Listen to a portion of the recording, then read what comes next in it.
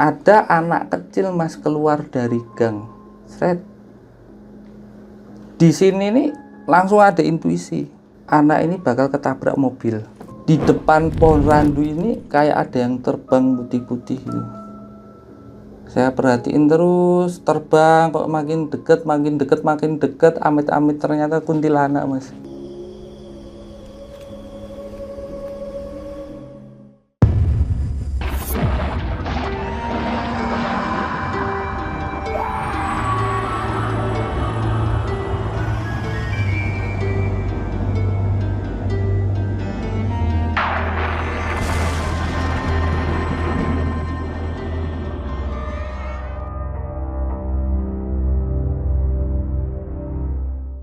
Assalamualaikum warahmatullahi wabarakatuh.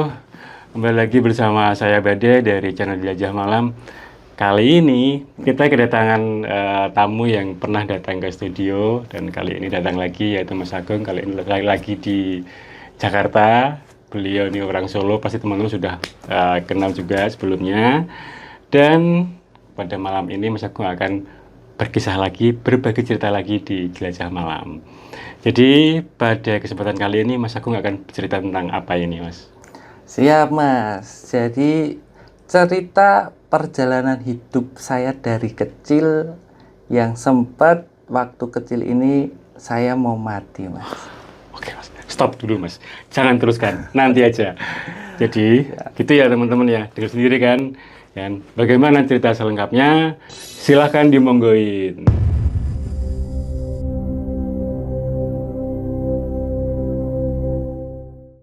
Dari kecil itu saya sering kesurupan ceritanya.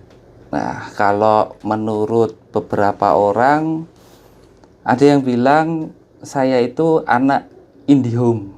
Oh, anak IndiHome. Iya. Ada juga yang bilang anak dengan weton balungan wangi atau istilahnya tulang wangi itu mas. Yang disemprot dengan ini ya, parfum ya. Enggak mas. Siap. Nah, mungkin seperti itu. Ada yang bilang ini anak indigo, ada yang bilang oh ini anaknya ini tulang wangi. Tulang wangi. Nah, jadi gini, waktu itu masih kecil nih, saya belum sekolah TK pun belum, mungkin umur ya sekitar 4-5 tahun waktu itu. Nah, ini waktu di rumah Solo, Purwotomo dulu. Saya itu main sama teman-teman, ada kakak saya cewek, kakak saya yang cowok, dan teman-teman waktu kecil itu. Mainan waktu itu saya berdiri di bawah pohon talok cipluan yang buahnya kecil-kecil merah hijau itu, kalau mateng tingginya merah mungkin itu sekitar segini ya Mas Agung ya? Atau itu udah gede mas. Oh itu ya gede. Udah gede.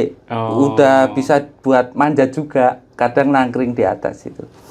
Nah waktu itu siang kurang lebih jam 2:30-3 mas, mainan di sana.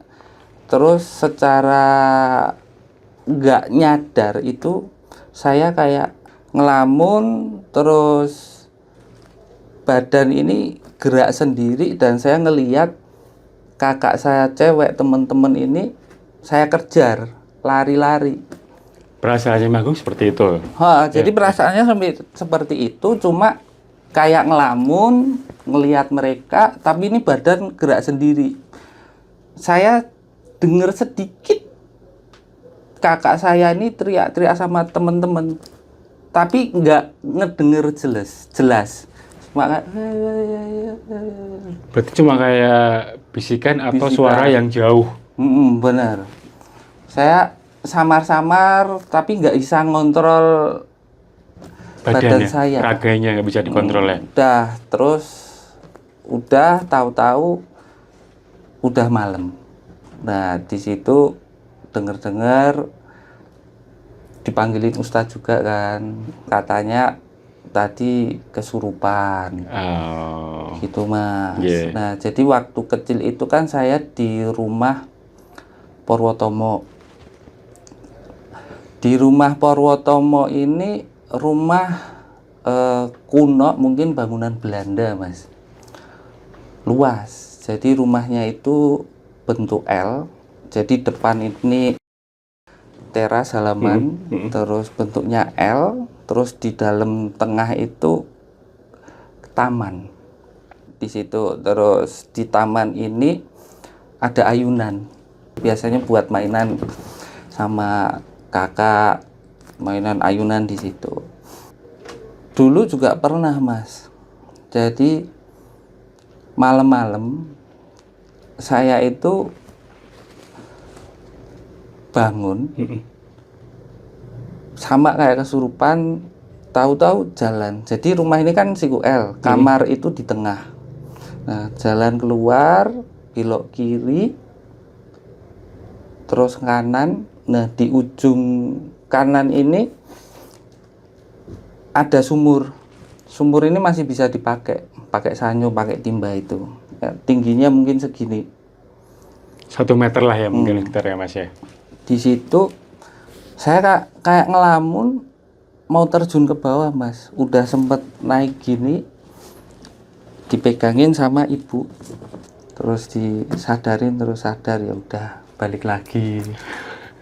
Itu terus pernah juga malam-malam ngeliat di tengah ayunan itu kok ada Mbak amit-amit, Mbak noni Belanda lagi mainan. Iya. Itu saya tanya, Bu, itu siapa? Sendi toh? Yang mana sih? Gitu. Itu di ayunan. Ibu nggak bisa ngelihat kan? Ya udah, cuma diem terus balik lagi. Berarti nggak dijawab sama ibu ya? Enggak. Ya. Itu. Nah, seiring berjalannya waktu, ibu tahu kalau mungkin saya punya kelebihan di sana. Iya. Nah, itu Mas. Dari kecil memang udah sering ngalami hal-hal mistis seperti itu sampai ke bawah saat ini. Itu, dan kejadian itu yang sampai mengancam nyawa itu nggak cuma 1-2 kali, Mas. Ada lagi Mas? Ada. Apa itu? Dan itu nanti ketika kerja dulu, waktu itu pernah kerja di sebuah restoran besar dan ternama ya. Waktu itu pulang kerja. Nah, ini udah kerja. Waktu itu saya itu nganter barang. Dulu kan jual beli komputer juga, nganter barang spare part kecil tuh. Perjalanan dari rumah, saya tuh nyalip becak. Nyalip gini, dari depan sebelah kiri itu ada anak muda mau nyebrang. Tapi ngelihatnya belakang gini. Nah, tahu-tahu digaspol ngeng sekian detik itu, saya juga udah ngebel din.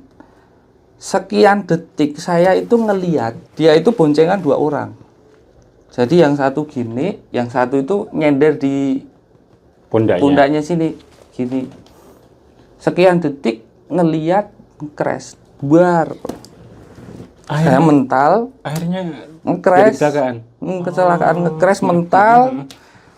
Saya mungkin mental jauh ya, dari sisi kiri sampai sisi tepi kanan, Mas.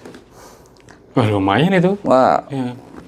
gulung-gulung, terus ditolongin orang, dipopong minggir. Saya ngeliat nih, ini masih ada nih. Sini kebuka ini. Iya. Ini jahit kan, kebuka sini. Udah dibawa ke rumah sakit, dibenerin ini, dioperasi. Terus ketika di ruang ICU itu, ternyata yang nabrak saya itu ikut di ruang ICU. Cuma nggak sadar.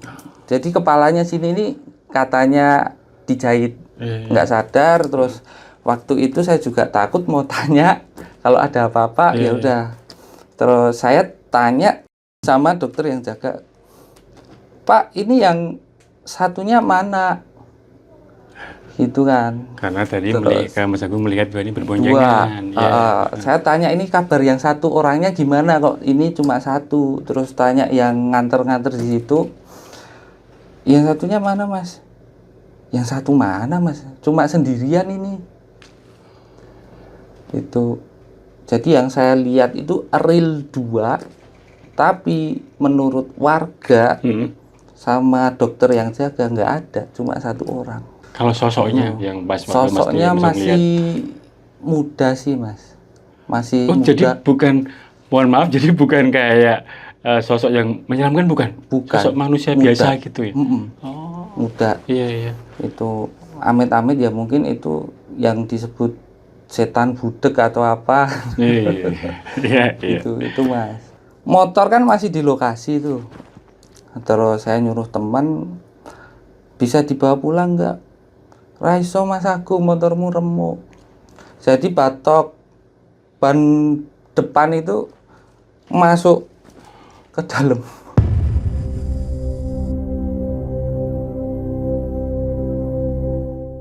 Dulu kan rumah Porotomo mas, jadi keluarga saya itu sering pindah-pindah rumah. Dari Purwotomo dulu pindah ke Lawean. Kelawean. Jadi ini teman-teman masuk ini tinggalnya di Solo ya. Jadi ini Lawean Solo ya. Lawean Solo. Iya. Nah, dulu pernah juga suatu saat itu habis makan sama keluarga, sama bapak, sama kakak. Nah, saya itu turun dari mobil kan. Nah, jadi suasana kampung itu dari jalan besar masuk gang, terus ini turun nikung ngiri. Nah, pas tikungan ini kuburan, pemakaman umum. Di tengah itu ada pohon randu tinggi mas. Di tengah jalan apa Di tengah pemakaman. Oh, tengah pemakaman. Ada pohon randu tinggi. Nah, ini teman-teman yang di Lawean pasti tahu tempatnya. Jadi rumah saya ini sebelum tikungan itu kan ada SD, namanya SD Sayangan. Nah, depan SD Sayangan itu rumah saya. Pas tikungan pohon randu, malam-malam itu keluar mobil, kan view-nya langsung makam mas. Ya kan, pohon randu. Di depan pohon randu ini kayak ada yang terbang putih-putih gitu. Saya perhatiin terus, terbang kok makin dekat, amit-amit ternyata kuntilanak mas. Langsung masuk ke rumah. Itu tanya itu, apa? Tidak apa-apa. Kuntilanak mas terbang. Nah itu di rumah Lawean. Yeah. Terus setelah itu kita bangun rumah di Jebres. Pindah lagi nih atau masih di pindah ke Jebres ini saya ingat sekitar tahun 98-99 waktu kerusuhan Mei itu. Oh iya, jadi pas momentum ke situ inget. Jadi pas pindahan, pas kerusuhan itu, jadi ada pabrik di sana yang dijarah makanan itu sampai pinggir-pinggir jalan kampung itu mas. Di Solo juga sama parah mas. Parah ya? Makanan sampai pinggir-pinggir jalan itu. Terus dari bapak jangan diambil, bukan hakmu. Nah itu sekitar tahun 98 itu Mei. Pindah ke sana. Nah ini momen paling lama masa kecil saya itu di Jebres ini. Nah dulu waktu 98 itu saya kelas 3 SD. Nah, situ sering banyak teman-temannya banyak mas, sering main juga itu mainan tradisional dulu yang si sopo sing dadi polisi. Mungkin teman-teman pernah ngalamin itu, yang teman-teman milenial kesana kelahiran tahun 90-an ya. Terus ling sopo sing dadi maling. Itu kan. Terus nanti dibagi ya. Biasanya yang maling lari duluan, ngumpet-ngumpet kan. Nah, suasana waktu tahun itu karena kampungnya belum terlalu rame, Mas. Jadi kalau mainan itu ngumpetnya bisa jauh-jauh. Bisa banyak spot lah untuk ngumpet ya. Kebun-kebun banyak. Nah, suatu saat waktu itu saya lari-lari tuh, ngumpet. Nah, kan kejar-kejaran tuh, ngumpet. Ketahuan sama yang jadi polisi. Ngumpet, masuk kebun mas, masuk kebun, jadi dari jalan tengah kampung itu belok kanan, itu gang sempit, terus kiri, setelah kiri ini jalan setapak. Kiri itu ada kebun luas. Kebun luas di situ banyak pohon pisang, terus di agak ujung sedikit itu ada kandang ayam. Kandang ayam. Ini suara yang ngejar masih kelihatan nih, kedengeran. Iya. Ngumpet lah aku di belakang kandang ayam. Niatnya biar mereka nggak tahu Wah, kita di mana kan gitu gitu. kan. Kejadian seperti itu ya. Nah, ngumpet kandang ayam. Mereka cuma lewat, Mas, nyari. Ning dia. Nggak ngelihat saya ngumpet di belakang kandang ayam. Nggak ngelihat. Terus bablas, teman-teman. Bablas.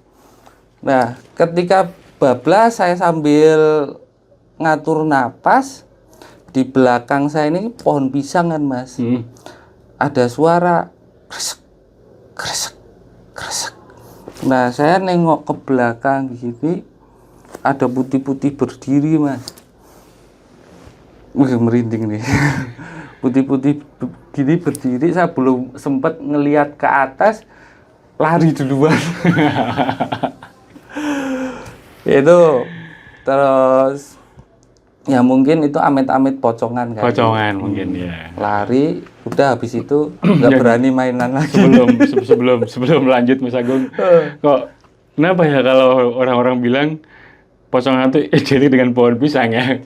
Wah, iya kan? mungkin itu base campnya, Mas. Base campnya kali ya, mereka suka dengan Tempat pohon favorit. pisang. Betul. Mungkin kan bentuknya amit-amit kurang lebih sama. Hampir kan? sama. Makanya karena orang-orang bilang kalau di kampung juga hati-hati aja lewat pohon pisang, aja lewat kono kae. Banyak pocongannya, sering bilang seperti itu jalannya. Iya. Pernah juga waktu di rumah Jebres. Jadi rumah Jebres ini dibangun dua sisi, Mas. Jadi rumah utama, terus yang samping ini rencana mau dijadiin kos-kosan. Cuma waktu itu almarhum bapak waktu bangun dananya kehabisan, cuma naik dak terus nggak bisa ngelanjutin, dananya habis. Nah, kadang kalau malam nongkrong itu di bawah sama teman-teman, hari ini mau mainan apa gitu kan. Waktu itu saya lagi duduk-duduk di atas ondok tangga kayu tangga. bambu itu. Nah, duduk di situ, dari belakang itu ada yang bunyi kresek. Saya tahu itu bekas sak semen. Sak semen, kirain tikus, Mas. Kresek gitu. Saya nengok belakang, samping, kiri, amit-amit ada tangan segini, Mas, jalan gini, Mas. Tangan Tangan potongan aja segini nih, kan jalan gini. Terus udah balik ke dalam rumah.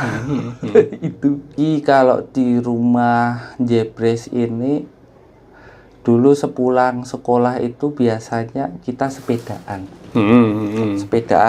Nah, kebetulan di dekat rumah itu ada rumah sakit cacat. Gitu. Rumah sakit itu buat ngurusin orang-orang yang cacat fisik. Kita biasanya main di sana setelah asar, mainan sepedaan di dalam. Nah, ini suasananya enak. Jadi setelah asar ini orang-orang itu udah nggak ada, Mas. Sepi. Ini sudah masuk kawasan rumah sakitnya ya? Sepedaan sepi. Jadi ini ada 2 lantai, ada yang 2 lantai, 3 lantai. Dan enaknya itu kayak kita punya sirkuit, Mas. Jadi dari sini ke sono nanti kan. Jadi bangunan ini karena ada yang pakai kursi roda kan, jadi tangganya ada yang itu bukan tangga ini. Itu muter sono, muter. Nah, namanya anak kecil kan kadang di ngepot-ngepotin tuh, Mas. Ya pas ujung ngepot, nabrak pintu. Nah, nabrak pintu, kita berdiri, jalan ke sini dikit, tahu-tahu pintunya itu buka, Mas. Buka. Nah, kita ngeliatin, kirain orang yang jaga atau dokternya kan. Nah, buka gini, selang sebentar tuh amit-amit pocong itu tahu-tahu nongol di depan pintu ini. Pocongan lagi. Pocongan kurus, hitam, kita pada lari semua. Wah. Lihat semua waktu itu. Nggak cuma saya yang lihat. Itu. Situ pernah juga waktu main dari sana itu, jadi dari area depan jalan utama itu kalau mau ke belakang itu udah jalannya nanjak. Nah, waktu nanjak ini sebelah kiri ini ada bangunan rumah sakit dulu terbengkalai. Sempat masuk juga dulu di beberapa channel horor. Udah lama tapi itu terkenal. Terus ada salah satu bangunan itu dipakai buat tenis, bulu tangkis. Bulu tangkis. Jadi itu tinggi banget. Waktu jalan itu Mas, jadi di atas itu kan ada jendela kayu. Saya itu ngelihat ada orang di jendela itu ngeliatin saya, terus minggir ngilang, ketutup jendela ngilang. Ya wujudnya orang pakai baju putih gitu, laki-laki waktu itu saya ingat. Ngilang ini. Waktu itu saya nggak sadar Mas. Terus kan teman-teman kadang main tenis di situ. Nah, suatu saat main tenis di situ baru ngeh. Lah, yang dulu orang ini berdirinya gimana? Iya. Itu ternyata penampakan.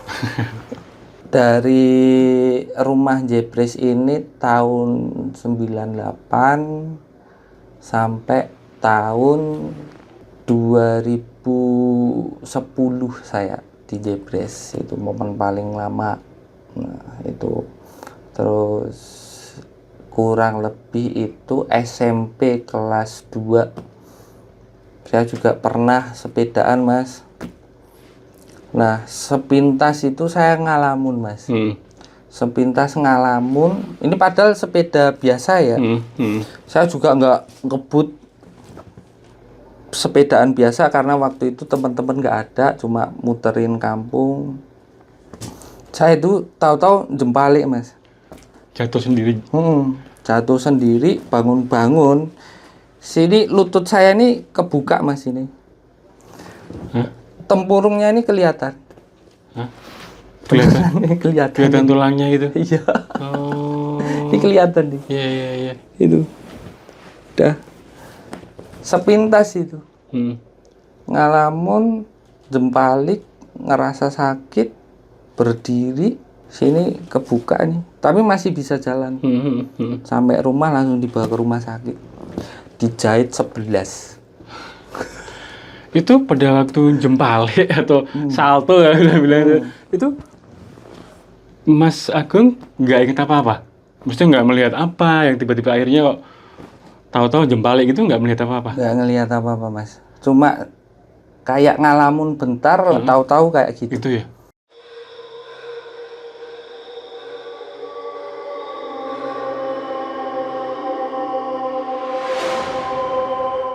Jadi gini, ada yang bilang kalau tulang wangi itu disukai makhluk gaib.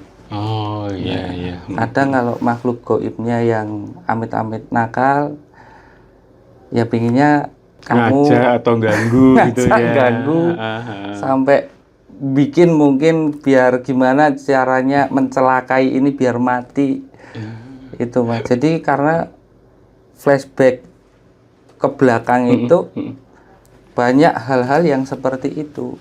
Nah, untungnya orang tua ini sering ngasih edukasi juga. Jadi piye sih carane laku urip. Nah, itu gimana Mas? Nah, itu. Nih, seru ini. Nah, apa yang disampaikan oleh orang sih tua? Caranya kita itu hidup untuk berselaras. Nah, itu banyak ceritanya Mas. Nah, dari situ ketika remaja banyak belajar juga dari orang tua, dari keluarga, dari sesepuh, seperti itu Mas. Dan memang ternyata itu penting. Penting untuk kita bersinergi, penting juga untuk kita menjaga diri kita sendiri dari hal-hal seperti itu. Nah, dari belajar itu kita lebih peka. Waktu itu aku udah SMA. Ini soal kepekaan nih. Kan kadang kita ada intuisi ya. Intuisi, apalagi teman-teman yang punya kepekaan lebih. Intuisi gambaran. Jadi waktu itu saya naik sepeda motor sama kakak saya cewek. Nah, waktu di Jebres nih, kampungnya Ngosari. Nah, ini disebutin nggak apa-apa. Nah, mungkin nanti orangnya masih ada juga. Ada anak kecil Mas keluar dari gang. Sret. Di sini nih langsung ada intuisi. Astagfirullahaladzim. Anak ini bakal ketabrak mobil. Jadi ketika dia keluar dari gang, di depannya ini ada mobil van pickup yang ada tutupnya itu. Sini udah ada gambaran anak ini bakal ketabrak. Saya ngebut, Mbak, bentar Mbak. Sekian detik anak ini jalan nyamping mobil. Pas belok depan mobil ini, nggak kelihatan. Mobilnya tahu-tahu jalan, Mas. Saya belum sempet nyamperin anak ini, anak itu kelindes. 2 kali, Mas. Saya pun ngelihat itu. Mobilnya nggak tahu kalau itu ada anak kecil, Mas. Kelindes, masih maju nih. Saya ngebut, saya nggak merhatiin anaknya, fokus cuma ngelihat kegeletak. Saya stop. Mungkin ada 20-30 meter. Saya stop. Pak, berhenti dulu, Pak, berhenti dulu. Apa Mas, itu Bapak nabrak orang, anak kecil di belakang. Terus tak samperin, nangis-nangis. Namanya Nanda. Mungkin saat ini umur 25 tahun. Maksudnya? Yang anak kecil, yang kelindes itu selamat tapi ya? Selamat. Terus dari situ warga datang, dibawa ke rumah sakit. Alhamdulillah kakinya nggak apa-apa. Itu saya kenal karena kan mainnya sampai mana-mana. Iya. Itu adiknya teman. Gitu. Terus besoknya tanya, piye Nanda? Alhamdulillah nggak apa-apa. Itu.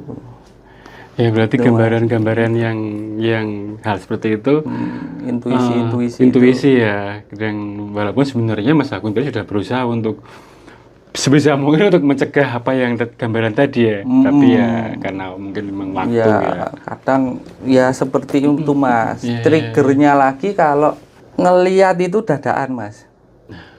Itu yang bahaya. Contohnya seperti apa? Pernah juga motoran nih, motoran. Tahu-tahu ada yang nyebrang Mas. Itu yang mungkin biasanya teman-teman kecelakaan di jalan. Spontan ngerem dadak, untung belakang nggak ada motor yang kenceng juga. Sering itu. Terus kadang motoran gini ada yang nangkring di pohon. Sering Mas. Pernah juga buka pintu, ternyata di balik pintu itu ada yang ganjel, kirain apa, ada penampakan. Itu sama ini yang mungkin kadang teman-teman nggak nyadar nih. Jadi di rumah itu kan ada lemari kayu jati kuno nih. Rumah kotor kan biasanya disapu nih, kadang ada rambut. Nah, biasanya ini lemari kayu jati kuno itu biasanya ya, nggak semuanya. Ada yang nangkring di atas Mas. Jadi kalau di rumah habis nyapu, ada rambut nyapu bersih, terus besoknya ada rambut lagi, kemungkinan itu buat nangkring. Oh iya, padahal satu mungkin nggak ada orang yang tinggal di situ yang mungkin berambut panjang gitu ya. Terus kok ada rambut panjang disapu kok tiap hari, dan tempatnya sama di situ dekat lemari gitu kan. Iya. Oh iya. Biasanya ada yang nangkring. Mungkin ini enggak Mas Agung, karena mungkin karena ini jati yang tua, mungkin kemudian walaupun akhirnya dimodifikasi menjadi lemari oleh tukang, tapi tetap mereka masih tinggal di kayunya itu mungkin kali itu, di pohonnya itu. Bisa jadi, mungkin karena histori kayu jatinya ini mungkin dulu di alam itu tempat tinggalnya mereka, terus ngikut ke ngikut sini. akhirnya, walaupun mungkin sudah beda ya secara fisik, tapi intinya energinya mungkin masih di situ, Masih nempel, seperti gitu itu. ya. Oke Mas. Nah ini kalau tadi kan bicara masalah, banyak orang bilang kalau Mas Agung ini ya kenapa sering melihat seperti itu kan, tulang wangi ini. Ada hubungannya nggak Mas dengan kalau kita sebagai orang Jawa, kadang-kadang orang bilang bahwa wetonmu A kau yang ini, wetonmu B kau yang ini. Nah, apakah yang terjadi dengan Mas Agung ini, apakah ada hubungannya dengan weton Mas Agung? Nah, kalau ngelihat jadi di dalam ajaran Jawa itu kan ada primbon. Nah, primbon Jawa.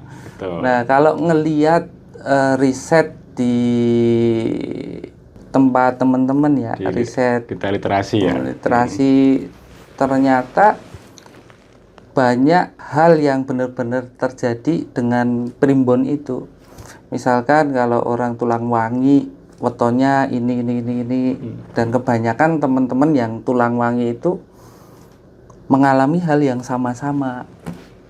Apalagi nanti ketika malam satu suro, ya itu kerasa kalau banget tulang wangi biasanya kerasa banget. Nah, menurut penuturan teman-teman yang tulang wangi mengalami hal yang sama. Nah, itu primbon. Kalau saya yang alami selama ini ya dengan teman-teman juga sama, Mas. Hampir sama ya. Hampir sama. Tapi kan Mas Agung nih belum menyebutkan nih apa ini, apa namanya. Jadi mungkin ya teman-teman yang mungkin merasa sama wetonnya dengan Mas Agung kan nanti bisa berkomentar nih. Oh iya Mas, nanti ternyata iya kan gitu Mas. Oke. Jadi kalau secara weton itu Senin Kliwon. Jadi Senin Kliwon ini pun nanti ada jam-jamnya. Seperti itu. Ada yang bilang Satrio Wirang. Satrio Wirang. Jadi kalau Satrio Wirang itu istilahnya kesatria yang banyak wirangnya. Nah, kadang orang salah mengartikan hal ini. Itu Mas. Sebelum ke situ bisa dijelaskan mungkin per kata ya. Jadi mungkin kenapa makanya Mas Agung bilang bahwa banyak orang mengartikan Satrio Wirang ini gitu loh. Oke. Jadi kalau Satrio itu kan kesatria, pangeran. Iya, betul. Pangeran Wirang. Nah, Wirang itu sial. Sial, musibah, bencana. Jadi kalau orang yang mungkin awam taunya pangeran yang banyak musibahnya. Nah, itu sebenarnya pengertiannya bukan seperti itu, Mas. Apapun kita tetap bisa menjadi satria yang berwibawa. Dengan apa? Mempelajari dari wirangnya ini. Jadi sebenarnya setiap wirang masalah, musibah itu untuk memperbesar wadah rezeki kita. Dan pembelajaran tentunya ya Mas ya. Nah, dari situ di perusahaan saya ada yang namanya semesta harmoni. Seperti itu. Nah, jadi kenapa sih wirang ini ada? Sebenarnya untuk memperbesar wadah rezeki kalian. Nah, yang umumnya sekarang ya, yang sering terjadi itu kan masalah uang, entah itu ketipu atau salah investasi atau apa. Contoh gini, mungkin musibah kita saat ini ketipu 10 juta. Nggak apa-apa wirang 10 juta. Tapi kamu harus belajar di situ. Belajarnya kenapa? Kalau nggak belajar, ya ketipu lagi. Jadi gini, oke, kita ketipu 10 juta. Biar ketika kita punya uang 100 juta, 1M, nggak ketipu sampai parah. Nah, jadi wirang ini tujuannya untuk kita belajar untuk menjadi dewasa, menjadi peka, agar suatu saat wadah rezekinya besar, ketika sudah besar menjadi kesatria. Itu Betul. artinya. Jadi yang wah Satrio Wirang ini sial terus ini enggak. Iya. Enggak wirang terus enggak. Jadi tetap Seperti masih itu. ada yang bisa ataupun dipelajari dari wirangnya ini menjadi sebuah hal yang positif ya, Positif, Mas Agung iya, ya. seperti Oke, itu. oke. Kalau sekarang nih, Mas Agung ini aktivitasnya apa ini? Oke, kalau aktivitasnya saat ini kebetulan merintis perusahaan. Jadi perusahaan saya itu namanya PT Semesta Harmoni Nusantara. Semesta Harmoni Nusantara. Heeh. Boleh nggak Mas jelaskan Oke. sedikit tentang PT-nya Mas Agung? Nah, nanti boleh juga buat teman-teman kalau mau minta sharing, konsultasi boleh. Jadi di Semesta ini ada sekolah perhotelan kapal pesiar. Sekolah Perhotelan Kapal Pesiar. Untuk penempatan ke hotel dan kapal pesiar. Kemudian ada yang namanya Semesta Hospitality Management Partner. Jadi kita sebagai konsultan bisnis di dunia hospitality. Jadi hospitality ini ya hotel, ya restoran, kafe, apartemen seperti itu. Terus yang terakhir tadi Semesta Harmoni. Semesta Harmoni. Ini yang Wah, seru. ini seru. Apa itu Mas? Nah, jadi Semesta Harmoni ini buat teman-teman yang mungkin nanti bingung akan arah tujuan hidup. Bingung ketika nanti misalkan bisnis tapi kok seret, gimana caranya naik level, kita pandu gitu. Terus misalkan bingung masalah keluarga kok hawanya panas terus, nah, gitu. Nanti bisa masuk ke Semesta Harmoni. Kita bimbing di sana ya, harapan saya biar semesta ini hadir untuk masa depan yang lebih bagus. Oh, Gitu. iya. Ada nggak Mas satu aja contoh bagaimana sih cara penyelesaiannya atau mencari solusi menurut atau versinya Mas Agung di Semesta Harmoni itu? Oke, jadi suatu saat itu ada partner datang. Jadi dia itu punya hotel budget. Kondisinya kritis. Nah, omset nggak nutup buat operasional. Ada yang bilang kalau hotel itu ditutup secara Goib. goib. Iya, tapi saya kalau sama partner nggak pernah bilang itu. Oh, iya, iya. Jadi kita edukasi dulu. Jadi kalau kita ngomong bisnis, itu puncak bisnis itu adalah customer satisfaction.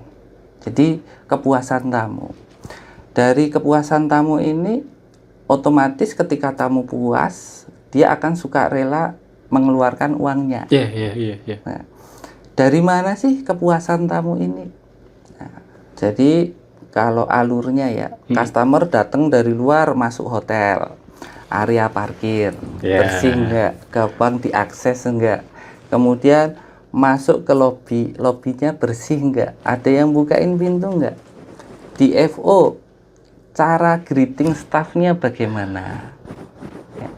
Terus nanti sampai proses check-innya, proses di public area jalan nih, public areanya bersih enggak, terus sampai proses di dalam kamar. Nah, bagaimana tamu ini mudah untuk mengakses fasilitas yang ada di kamar, cara menghidupkan TV, AC-nya dingin nggak, sampai nanti terakhir check out. Nah, biasanya diedukasi dari situ ya, alhamdulillahnya dari kritis terus bertahap proses kita berbenah sampai akhirnya saat ini bisa profit, bisa terselamatkan. Yang karyawan mungkin kemarin sempat ada pengurangan, alhamdulillah bisa kita panggil lagi seperti itu, Mas. Oh gitu. Dan ketika ini datang ke Semesta, saya itu niatnya nolong. Jadi kalau butuh apa konsultasi silahkan datang. Oke. Saya nggak pernah minta amplop. Jadi gitu ya teman-teman, kalau yang memang kepunya hal yang mungkin bisa nanti punya masalah atau apapun yang nanti bisa dikonsultasikan ke Mas Agung, nanti bisa langsung menghubungi ke Mas Agung nanti. Boleh. Oke. Gitu. Jadi intinya bahwa yang pertama adalah edukasi dulu ya Mas ya. Iya. Tapi ngomong-ngomong, di samping saya ini, di tengah kita antara saya dan Mas Agung ini kok ternyata ada sebuah benda yang mungkin bagi orang-orang Jawa khususnya ini adalah sebuah benda yang cukup lumayan sakral, jadi benda pusaka lah, di keris ini tadi dibawa oleh Mas Agung ke studio. Dan gini Mas, ada cerita apa nih di balik benda pusaka ini? Nah, ini benda pusaka ini sebenarnya peninggalan dari leluhur yang mungkin yang sesi kemarin sempat saya ceritakan, yang saya bawa kemana-mana. Oh, ini barangnya. Ini jadi kerisnya. Iya. Gitu. Jadi waktu itu ini memang peninggalan leluhur. Nah, boleh izin saya tunjukin ya? Boleh. Nah, ini keris. Ada lu. Loh, itu yang gini-gini ya ini teman-teman ya. 1, 2, 3, 4, 5, 6, 7, 8, 9, 10, 11. Lu 11. Nah, ada yang bilang kalau ini keris Kiai Sengkelat. Kiai Sengkelat. Gitu. Nah, ini jadi dulu yang sering saya, karena kan waktu muda saya orangnya iseng Mas. Jadi kalau diceritain orang tua itu nggak mudah percaya. Gitu. Ini katanya ada isinya ini. Saya ambil tanpa izin orang tua. Saya bawa kemana-mana, masukin tas Mas. Saya bawa main, keluar, genap seminggu. Saya rep-rep tindian. Tindian kan, tidur di kasur, tindian gini, nggak bisa ngomong, nggak bisa gerak kan. Terus cuma batin, doa, lepas. Udah, habis itu udah kerasa nggak enak, rep-rep lagi tindian. Lepas lagi udah kerasa nih, waduh ini jangan-jangan ini beneran kan gitu. Terus waktu itu saya pindah di samping tempat tidur bapak. Jadi bapak itu waktu itu udah tidur, saya tidur samping. Rep-rep lagi Mas, jadi di samping TV itu ngewujud. Jadi saya tidur sini, ini TV samping ini ngewujud kakek-kakek pakai jubah hitam bilang, aku ndang balik no. Aku dikembalikan gitu ya. Iya Mas. Itu. Oh, jadi seperti itu. Jadi ini peninggalan dari siapa ini Mas Agung? Peninggalan warisan dari leluhur Mas, kalau diurutin ya. Dulu mbah saya udah pegang ini, mungkin dari mbah-mbah sebelumnya juga udah. Udah lama ya waktu itu ya. Udah lama. Mungkin dari mbah Cangga, mbah Utek-utek. Iya, kalau teman yang Jawa pasti tahu ya Mbak Utek-utek, apalagi itu banyak banget pokoknya. Banyak banget. Nah, kalau secara khusus Mas, alasannya kenapa sih harus kemudian dibawa kemana-mana sama Mas Agung terus gitu loh? Oh, karena memang dari sekian saudara itu saya yang paling suka dengan benda-benda pusaka. Akhirnya ya. Iya. Jadi dari saudara-saudara itu yang paling iseng, paling suka, paling kepo itu saya. Terus ini yang jaga saya ceritanya gitu. Gitu. Ya. Jadi gitu ya teman-teman sobat Gajah Malam semuanya, ceritanya di balik benda pusaka yang dibawa Mas Agung ini adalah keris yang kata orang-orang itu bilang keris Kiai Sengkelat ya. Iya. Sengkelat ya. Nanti bisa browsing teman-teman apa itu artinya. Jadi gitu Mas Agung. Baik. Terima kasih banyak atas tadi ceritanya waktu kecil, terus sekarang juga bercerita. Semoga sukses buat perusahaan yang dirintis oleh Mas Agung saat ini. Amin. Dan bagi teman-teman yang ingin berkonsultasi dengan Mas Agung langsung, bisa kok nanti langsung menghubungi Mas Agungnya langsung. Pasti akan diterima dengan tangan terbuka. Dan satu lagi tadi Mas Agung sempat menekankan, ya Mas Agung sifatnya adalah menolong dan tidak ada garis bawahi amplop ya Mas ya. Benar Mas. Oke. Kita murni Iya, menolong orang. Ya, oke. Oke, cukup sekian dulu teman-teman. Saya Bade dan Mas Agung. Sampai jumpa di video-video berikutnya. Wassalamualaikum warahmatullahi wabarakatuh.